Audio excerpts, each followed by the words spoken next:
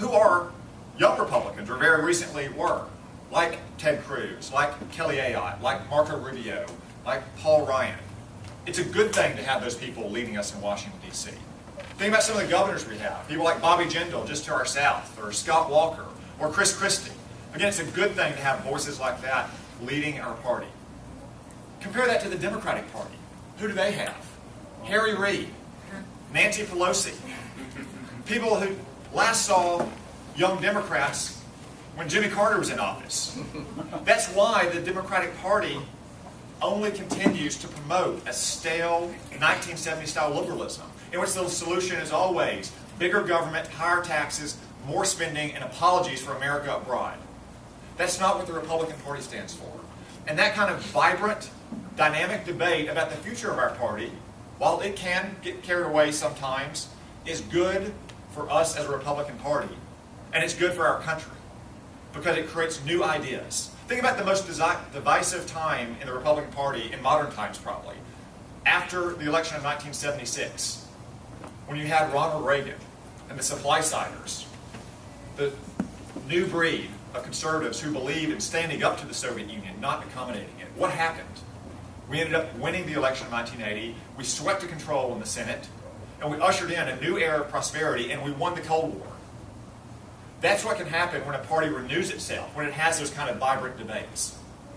Look at what's happening in Arkansas right now.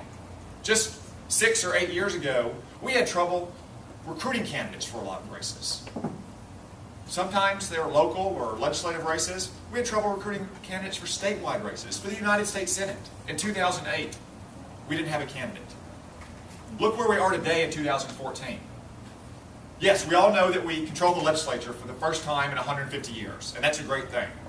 We have 3 out of 7 statewide offices, because people like John Thurston took a risk and put their name on the ballot in 2010. We control 5 of our 6 federal seats in Congress and the Senate. But look at where we're going to be in 2014. We're going to have a lot of primaries. I think, if I'm not mistaken, for every office in which we don't have an incumbent, Land Commissioner being one, Secretary of State being the other, we're going to have a primary. There are going to be primaries in the legislature. There are going to be primaries at the local level for county judge or sheriff. That's a good thing. We have people wanting to run in the Republican Party.